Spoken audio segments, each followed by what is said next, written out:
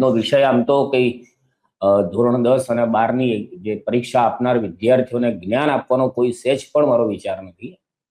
આમે જરૂરી પણ નથી હોતું, કારણ કે અત્યારનો સમય આ પરીક્ષાઓ હું જ્યારે આપતો હતો ત્યારે તો અમને કોઈ આટલું બધું કહેનારા હતા નહીં, પણ અત્યારનો યુગ એવો છે અને આપણા જે બ્રહ્માંડ પુરુષ છે એ પોતે કેટલું ભણ્યા છે કોઈને કહેતા નથી, પણ એ જ્ઞાન આપવા માટે બહુ ઉત્સુક હોય છે. એમની પાસે કદાચ ઓવરફ્લો થઈ જાય છે. એટલું બધું જ્ઞાન મારી પાસે છે નહીં, એટલે હું અત્યારે આ વિડીયોમાં મૂળ વાત તો એ જ કરવાનો કે આ 26મી તારીખથી જે એક્ઝામ શરૂ થઈ રહી છે ધોરણ 10-12 બોર્ડની, તો એ એક્ઝામ આપનાર પરીક્ષાર્થીઓએ આ ના કરવું જોઈએ. શું ના કરવું જોઈએ એના એક બે દ્રષ્ટાંતો બતાવીશ. સાથે આપણી જે આપણી બહુ સંવેદનશીલ ને એવી કહેવાતી સરકાર જે છે, એ સરકાર આદિવાસી વિસ્તારો માટે કેવું વર્તન, કેવું પોતાનું એમનું વલણ છે એ અંગે અને થોડાક એક બે બીજા વિડીયોઝ છે, એટલે એના પર હું તમારી સાથે ચર્ચા કરીશ, તમને બતાવીશ. અને મારી ઈચ્છા ખરી કે જો તમને લાગે તો આવી આ વાતો જે પરીક્ષાઓ આપી રહ્યા છે છોકરાઓ સુધી પહોંચાડશું તો કદાચ કોઈકનું સારું થાય. અને બધી વાત શરૂ કરું એ પહેલા તમને એક વાત જણાવી દઉં કે 19મી તારીખે રાત્રે 2 વાગે મયુરભાઈ જાની એમને લોકઅપ વાસનું સુખ ભોગવવાનું પ્રાપ્ત થયું. હવે છે કાયદેસરની ઘટના થઈ છે, કોઈ બહુ મોટા મીડિયા હાઉસ કે કોઈ બહુ મોટા ધનના શેઠો સાથેની આ માથાકૂટ નથી, પણ આ જે માથાકૂટ થઈ છે એની અંદર એમણે પેલું ધર્મ કરતા ધાડ પડી છે. એમણે એક વ્યક્તિને જ્યારે એની પાસે નહોતા પૈસા ને બહુ એ થઈ ગયો હતો ને રોકકડ કરતો હતો, ત્યારે એને એક સહાય કરી હતી, નાણાકીય સહાય કરી હતી લગભગ 1 વર્ષ પહેલા. અને એના પછી એ સહાય કર્યા પછી એને નક્કી કર્યું હતું કે ધ ગુજરાત રિપોર્ટ સાથે જોડાઈને કામ કરીને એ પૈસા એ પૂરા કરશે એક સેલેરીના ભાગરૂપે, કેવી રીતે. પણ પછી એણે કંઈક કર્યું નહીં, કારણ કે એ કામ જેટલું હોય ને એમ કહેવા છે ટેકનિકલ પ્રશ્ન, એટલે કદાચ મયુરભાઈ જ્યારે આ બધામાંથી મુક્ત થશે અને દિલીપભાઈ પણ આમાંથી આ જે વ્યસ્તતા છે એમાંથી મુક્ત થશે એટલે એના એ મુદ્દે આખી વિગતવાર વાત કરશે.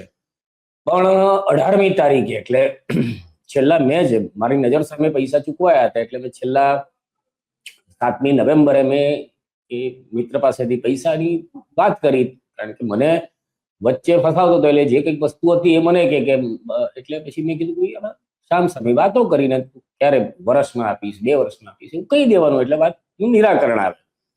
પણ પછી એ ભાઈએ પૈસા તો આપ્યા નહીં અને મયુરભાઈનો નંબર પણ બ્લોક કરી નાખ્યો. પછી બીજા બધા કાર્યોના કારણે ભૂલી ગયા અને પછી અચાનક અમે યાદ આવ્યું, એટલે 18મી તારીખે એમણે 2 મિત્રોને વાત કરી કે કેવો માણસ યાર, આપણે જ્યારે ખરાબ સમયમાં એને પડખે ઉભા રહીને પૈસા આપ્યા અને અત્યારે આપણો ફોન પણ બ્લોક કરી નાખે. એટલે એ રીતે વાયા પેલા લોકોએ વાત કરી હશે, એટલે પેલા ભાઈનો ઈગો હર્ટ થઈ ગયો કે મને આવું કહી જાય, મેં તમારી પાસે પૈસા લીધા છે, તમે ગામમાં કહેતા ફરો છો એવું કંઈક. મને આખી એક્ઝેક્ટ વાત તો નથી ખબર, કારણ કે બહુ હેક્ટિક રહ્યું હતું ગઈકાલે. એટલે રાતના 2 વાગે એમના ઘરે પોલીસ ગઈ. પોલીસે એમને કીધું કે સાહેબ તમારે અમારા પીઆઈ સાહેબ છે વસ્ત્રાપુર પોલીસ સ્ટેશનના, બહુ વિદ્વાન હશે અને કંઈક બહુ હશે એમનું કંઈક એમની પર તંત્રના 4 હાથ હોઈ શકે છે, શું છે એ ખબર નથી, પણ એમણે મળવા તમને બોલાયા છે. કે કેવી રીતે લઈ જઈને પોલીસ સ્ટેશનમાં પછી એમને લગભગ 2:30-3 વાગે લોકઅપમાં બેસાડી દીધા, જાણે કે કોઈ રસ્તેથી પકડાયેલો કોઈ ગમે તેવો ચોર લૂંટારો કે આવો ગમે તેવો વ્યક્તિ હોય એવી રીતે બેસાડી દીધા હશે. કદાચ એમની મંછા જેવી હશે કે એક રાત અમને અહીંયા રાખવા. એટલે પછી 4 વાગે હું પોલીસ સ્ટેશન પહોંચ્યો, વાતચીત થઈ, પણ કોઈ પોલીસ વાળો એ વખતે કોઈ જવાબ આપવા તૈયાર નહોતું કે કયા ગુના હેઠળ. ખાલી એટલું હતું કે બસ તમે સવારે કહીશું. એટલે મને એમ કે આ જે વાત છે ફોન પર, કારણ કે પેલા ભાઈએ સામેથી ફોન કર્યો હતો, એટલે ફોન કરીને એમણે આ જ બધી વાત કરી કે તમે બહાર શું કામ કરો છો. પછી થઈ હશે સામ સામે ઉગ્રતાઓ ગુસ્સામાં એ મુદ્દાની ખીજ રાખીને જેની પાસે પૈસા મયુરભાઈએ આપેલા છે એ ભાઈએ પોલીસનું કદાચ હશે નાની મોટી ઓળખાણ હોઈ શકે, શું છે એક્ઝેક્ટલી હજી નથી ખબર, પણ આ રીતે એમને બેસાડી દીધા. એટલે પછી બીજી દિવસે સવારથી અમારા જે આપણા વરિષ્ઠ પત્રકાર જેમને છેલ્લા 40 વર્ષથી વધારે સમય થઈ ગયો ગુજરાતના અંદર પત્રકારત્વ કરતા, જેમને સામે કોઈ આંગળી ચીંધી શકે એવું નથી કે દિલીપભાઈ સવારથી ત્યાં 9:30-10 વાગ્યાના પહોંચ્યા હતા, કોઈ પોલીસ વાળો એમને સરખો જવાબ નતા.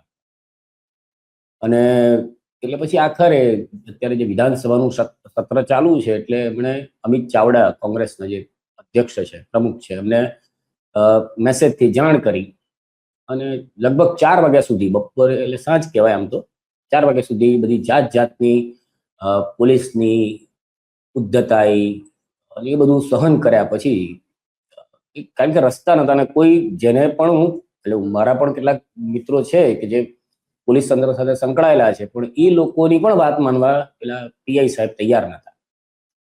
એટલે પછી છેવટે 4 વાગે જ્યારે એટલે આપણે ધારાસભ્ય જિગ્નેશ મેવાણી અને એ પહોંચ્યા, એમની સાથે લાલજીભાઈ દેસાઈ, પાલભાઈ આંબલિયા, એ લોકો પહોંચ્યા ત્યાર પછી પોલીસ તંત્ર હરકતમાં આવ્યું. ત્યાર પછી એમને કદાચ એવું એમણે દેખાડવાનો પ્રયત્ન કર્યો કે હવે અમને ખબર પડી કે મયુર જાની એટલે બહુ વરિષ્ઠ પત્રકાર છે. એમની સાથે અમે, જોકે એમની આ પહેલા અમને 3-3:30 સુધી એવું લાગી ગયું હતું કે હવે આ આખી શાંત પહેલા છોડશે નહીં, આ ગમે તેમ કરીને એમને હેરાન કરશે. એમણે આગળ શું કયા કારણોસર આ બધું કર્યું છે હજી નથી ખબર, પણ પછી જે ઘટનાઓમાં જિગ્નેશભાઈ આવ્યા અને લાલજીભાઈ ને પાલભાઈ આવ્યા એટલે પછી બધું ચક્રો ગતિમાન થયા ફટાફટ. અને લગભગ 5:30-5:30 આસપાસ એમને લોકઅપમાંથી બહાર કાઢવામાં આવ્યા અને ફટાફટ બધું તંત્ર ગોઠવાયું ને રાતના લગભગ 11 વાગ્યા સુધી પછી બધા બીજા પછીની પરિસ્થિતિઓ બધી બહુ સરળ થઈ ગઈ. અત્યારનું આપણા પોલીસ તંત્ર છે એમને એ ધારે તો ગમે તે વ્યક્તિને આ દેશમાં, કારણ કે અત્યારે તો પેલું ન્યૂ નોર્મલ છે આ બધું, એટલે એના કારણે ગઈકાલે ખાસી હેરાનગતિ થઈ. એટલે થાક પણ છે અને તમે ઘણીવાર અમને હિન્દીમાં પણ જોયા હોય, મને અને મયુરભાઈને, તો અમને તકલીફ આવે ને તો હસવું બહુ આવે કે આ ક્યાં આવીને માથાકૂટ પતાવી. પણ એટલે એક આ વાત છે, એટલે કદાચ ક્યાંકથી તમને જાણકારી મળશે ને મયુરભાઈ આ બધામાંથી સહેજ ફ્રી થશે એટલે એ કદાચ વિગતવાર વાત કરશે. એટલે આજે અથવા તો કાલે આ 2 દિવસમાં દિલીપભાઈ પણ કદાચ એમની સાથે થોડાક આ બધા ટેકનિકલ કાર્યોમાં વ્યસ્ત છે એટલે એ પણ કદાચ ના દેખાઈ શકે, એવું શક્ય છે. કદાચ સમય મળશે તો તમારી સામે હાજર થશે. તો આ તો એક વાત થઈ કે એમનો એક 18 કલાકનો લોકઅપ વાસ હતો. એમાં જોરદાર કોમેડી તો હોય જ. મયુરભાઈ જે કંઈક થાય તંત્રમાં ક્યાંક તો એવી વાતો છે જ. એટલે હિન્દીમાં તો આજે હવે સવારે વાત કરી છે કે ભાઈ આના પર થોડાક ફ્રેશ થઈશું, પછી આના પર જરૂરથી વાત કરીશું, કારણ કે તમને મજા આવશે. આમાં કોઈ કાયદેસરની વાત નથી પણ મજાની વાત છે. જે થયું છે ઠીક છે. હવે આ જે એક્ઝામ ચાલે છે, એટલે ગઈકાલે હું થોડાક બધા જોતો હતો કે ગુજરાતીમાં અત્યારે શું કયા વિષય પર વાત કરી શકાય. તો ડેમોલિશન તો આ સરકાર ઇલેક્શન વખતે ગમે તેમ કે જીતે પછી બધું તોડફોડ કરે એવું રાજકોટમાં ચાલી રહ્યું છે, ગુજરાતમાં ચાલે છે. પણ અત્યારે મહત્વનો મુદ્દો છે કે આ એક્ઝામ,